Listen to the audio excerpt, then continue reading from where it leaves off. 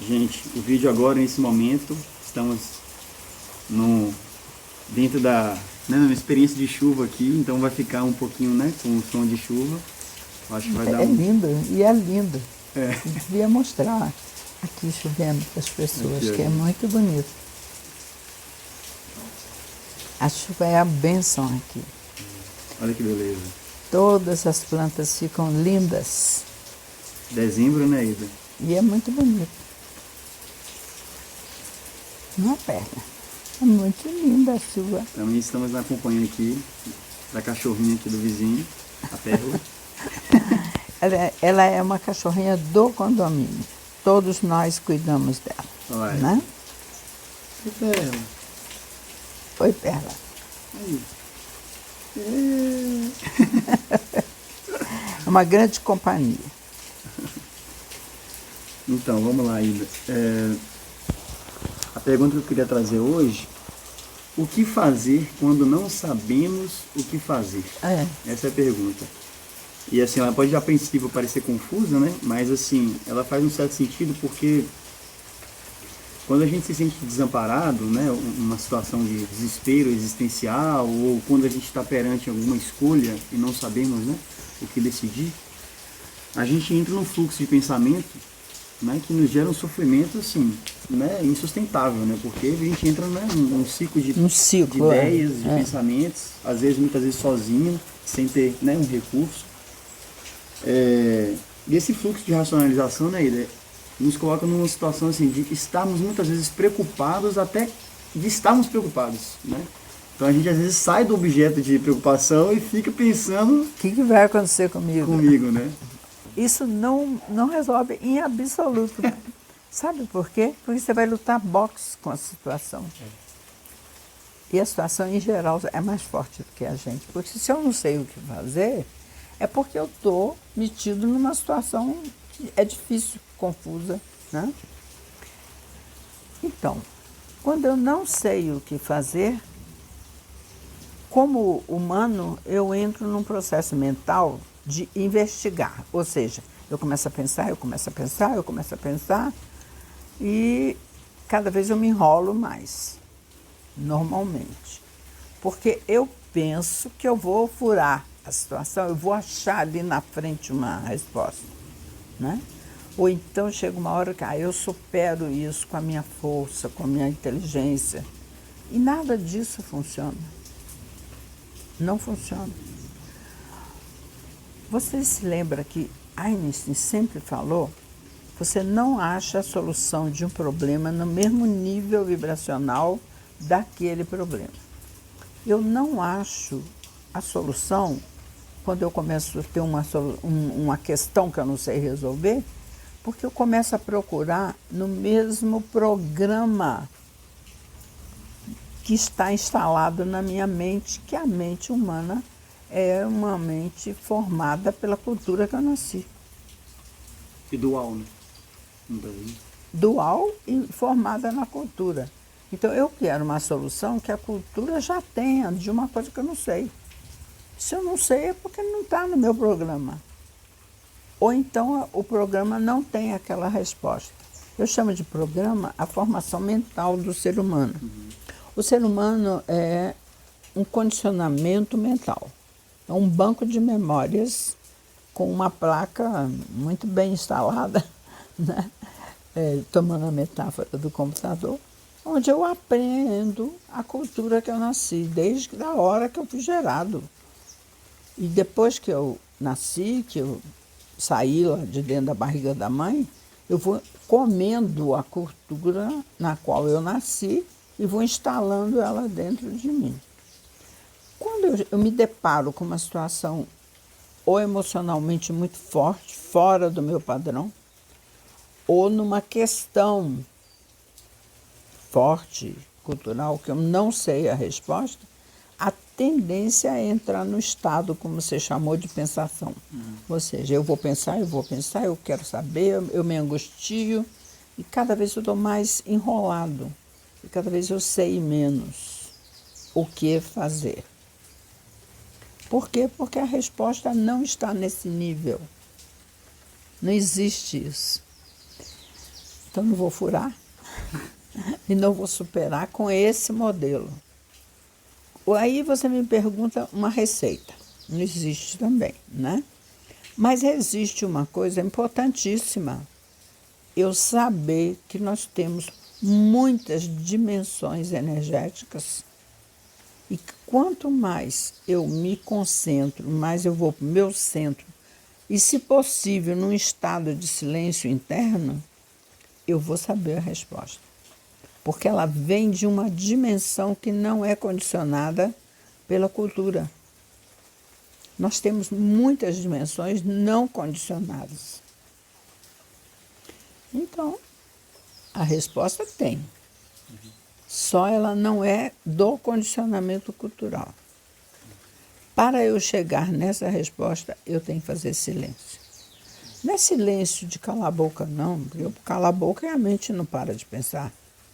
Então, tem as técnicas que eu tenho que aprender e treinar. Porque se eu não treino, também não tem possibilidade de eu alcançar, não. A gente até colocou um texto, né, sobre isso recentemente na nossa página, os padrões vibratórios não condicionados. Isso. Então, o cientista francês Jean-Pierre Mallet, ele fala sobre as diversas dimensões em que não são condicionadas e que eu posso alcançar. Como ele descobriu isso? Ele descobriu exatamente que você pode entrar no silêncio interno. Ele usa até uma técnica muito interessante, que é você, antes de dormir, você faz um alinhamento, sustenta na respiração, coloca uma pergunta. Quando você, no outro dia, em alguma hora a resposta aparece de alguma forma para você. Não é mágica, não. Ele fala que é a descida da energia do plano mais sutil para o consciente. Nossa. E ele ganhou um prêmio com isso, né? Então, ele tem usado isso, e isso muitas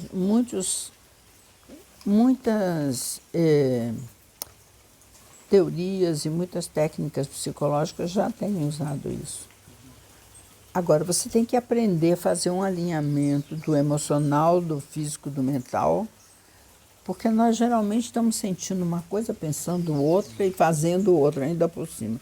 Então, isso desalinha o campo energético. Então, colocar o campo energético reunido, respirando suavemente, até que a mente se acalme, né? E aí você coloca essa pergunta.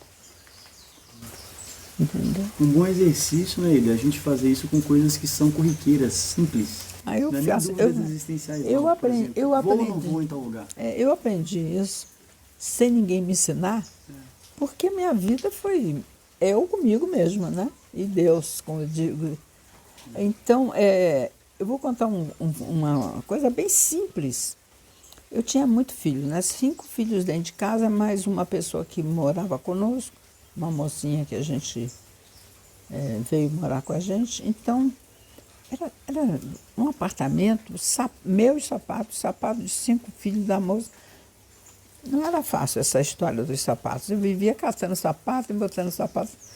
Um dia, antes de dormir, eu fiquei pensando, tem que ter uma solução para esses sapatos. Dentro dos guarda-roupa não era possível, porque não é uma boa botar um sapato dentro do guarda-roupa, usado, né?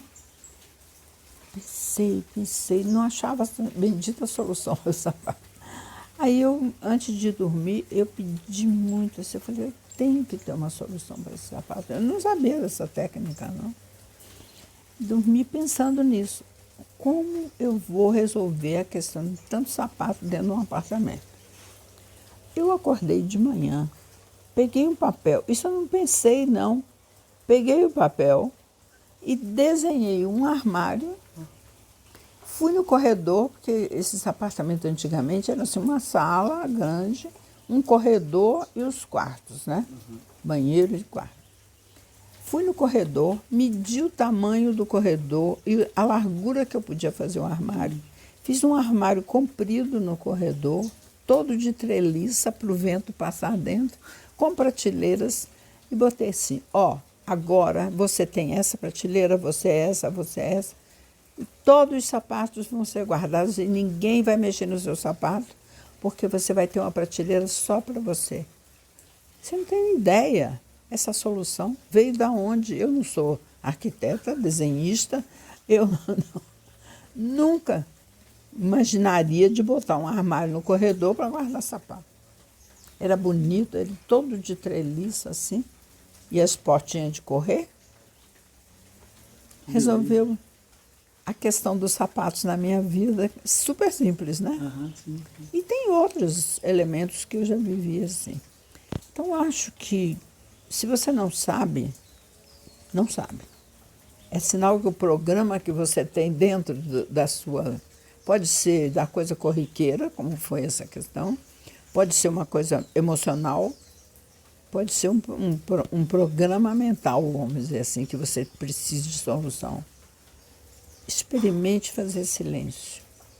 Hoje existe grupos importantes no MIT e em outras faculdades estudando isso. Então, eles desenvolveram uma técnica chamada a teoria do U.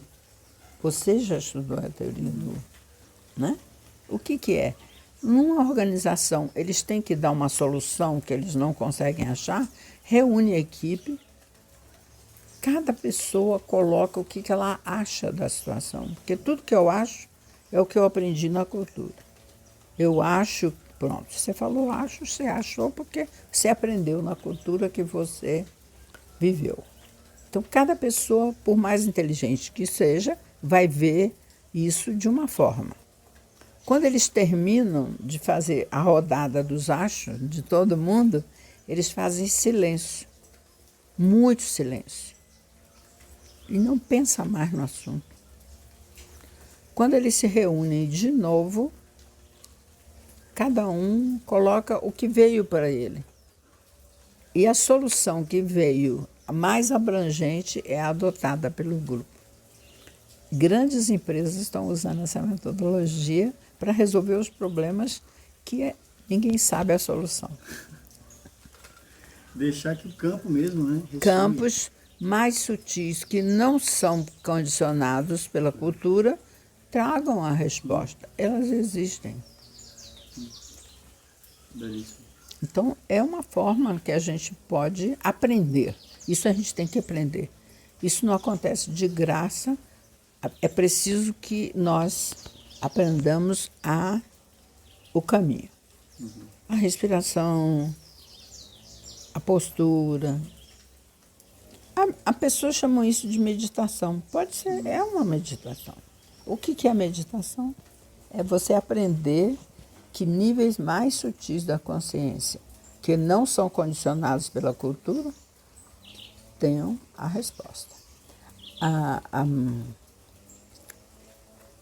O grande aprendizado é você procurar respostas fora dos níveis.